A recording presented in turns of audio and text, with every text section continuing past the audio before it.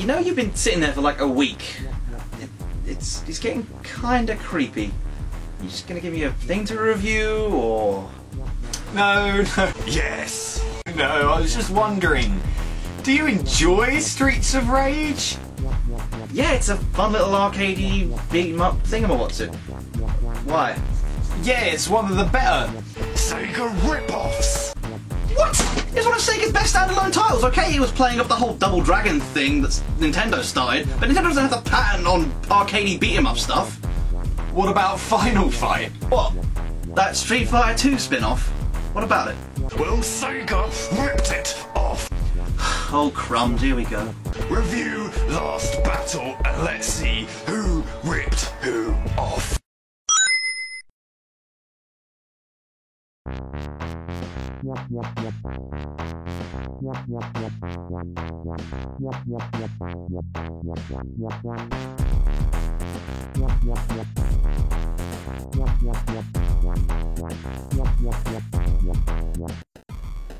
Gamite Games.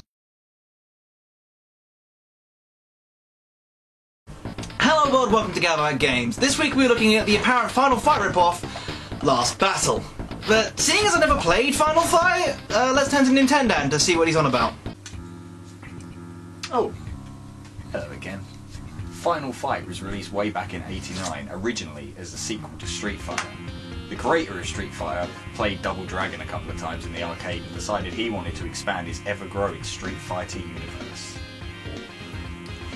Of course, it was a huge success, as it used familiar settings out of the ever-expanding Street Fighter universe, which caused Sega to panic and rush out Last Battle, which was an obvious rip-off of the Nintendo classic Final Fight.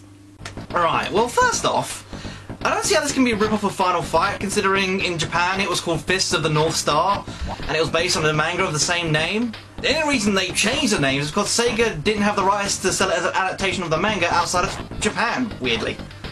It's not even a rip-off if you consider the release dates. This is the second game in the series. The first was released in 1986 for the Master System, and both games bear striking similarity to one another. If you want to say it ripped off any game, it's a little bit too much like Altered Beast, when you're in the human form. You know, just without the awesome transforming into animals bits! Regardless of who ripped who off, what's the game like? Well, it's very basic. As I've said, it kind of plays like Altered Beast when you're in a human form. You punch and kick things and they go away. I mean, literally, they fly off the screen. Because that's how you censor blood these days. There seems to be an odd setback when it comes to the punching and the kicking. There doesn't appear to be any reason to use the punch over the kick. The kick has greater range, is more powerful, and uses quickly as the punch is. So this game turns into a can-can dance from hell as you plough through all your enemies. Like Altered Beast, there is a power-up mechanic in which you kill enemies to increase your power and remove parts of your clothing, for whatever reason. However, the amount of enemies you have to kill is not entirely clear. Unlike the simple kill 3 blue pig dog things from Altered Beast, this game has you cutting down hundreds of enemies in order to gain enough energy for you to hold out. When this game does become interesting is when you're not can-canning things to death. This game has a mildly intricate storyline, obviously listed from the manga, with a few names changed so Sega doesn't get sued. Still, it's a mildly interesting storyline, and much better than what you got with most side-scrolling beat-em-ups of the time. Hell, it's Hamlet compared to Altered Beast, whose entire storyline was, rise from your grave and kill this dude. Saying that though, the beginning scroll of text at the intro of the game goes on for about 4 Ice Ages. Though to be fair, I prefer to count in leap Ice Ages, then it's hardly even 1. I sat there before what felt like a lifetime and it still wasn't done. I gave up and started playing the game. I'm glad I did, otherwise I'm sure I'd be still sitting there watching this text scroll, wondering which would end first. My life, or the text scroll. Another thing this game does that sets it out from his peers is aside from the first level, you get to choose where to go when you want to progress throughout the game. As the game opens up, there's a huge web of different paths to choose from. Now, this may seem basic, but remember at the time it had only been seen in top-tier Mario titles, so this definitely sets it out from its peers. However, this web of paths is a filthy, filthy lie.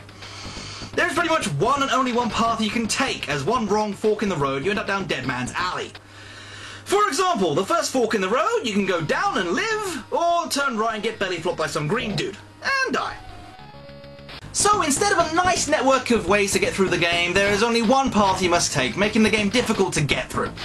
Because you get to a part in the game, you will take one wrong turn and die. Then you have to remember the exact deathless path you took to get to the exact crossroads you're at where you died to choose another option. This can get frustrating, there's only one path to take, and there are 5 different paths away from this one place. This doesn't make it a difficult game. For the most part, the levels are ridiculously easy. It's just difficult to get through, not because of challenging gameplay, but because of cheap death being one wrong turn away. So this is a memorization game, so you have to remember an exact path to get through the game.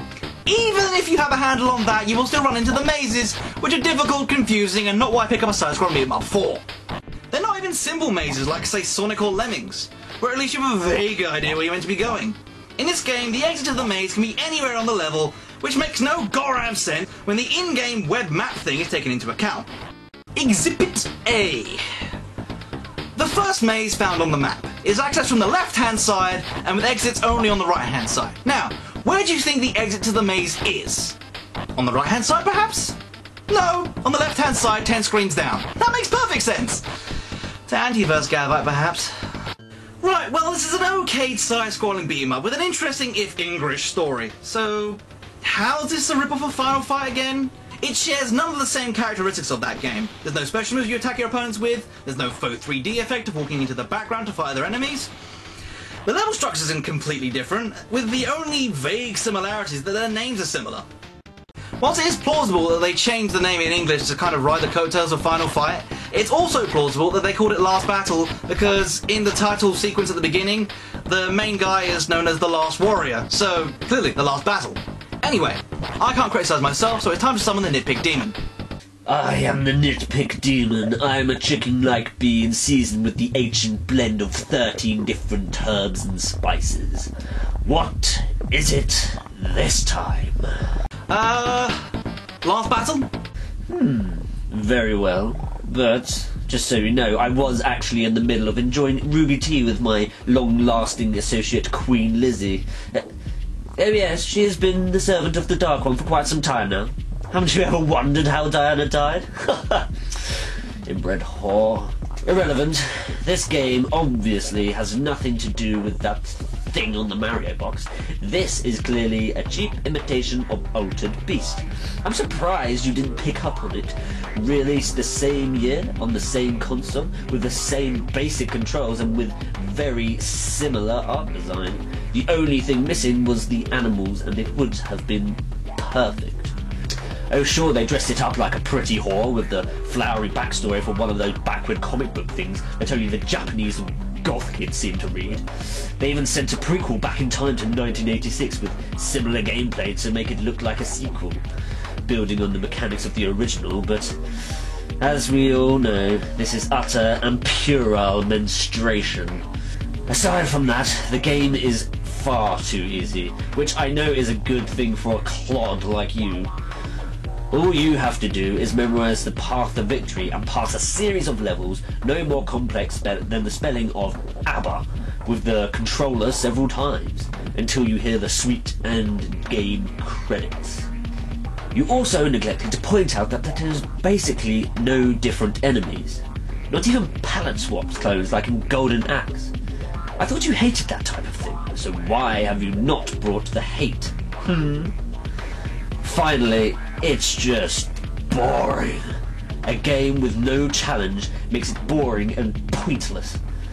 More so than games usually are, I suppose. But how else are we going to keep little monkeys like you entertained for hours on end now that the Roman Colosseum has closed? Oh, that's right. I went there. All in all, you could say this game was meant to be difficult, but that would mean the memorization of the different mazes and the paths to get through the game was a test of any relevant skill, which is not. It doesn't mean it's not a playable game, it's very playable, but all my critiques come down to the point of I don't like the unique map system or how the mazes work. Once you've gotten used to that, it's not exactly a bad game, it's just not good. Well, he didn't say it's a good game, so maybe he is on our side. No, he said it's playable. That's worse than saying Hitler's views were justified. That was a bit extreme. You shouldn't be digging up the pub. I'll dig up a grave for you, for Gavite, and for all your family in a minute if you're not careful. Well, next week we'll be reviewing The Revenge of Shinobi, the ultimate rip-off of Ninja Gaiden.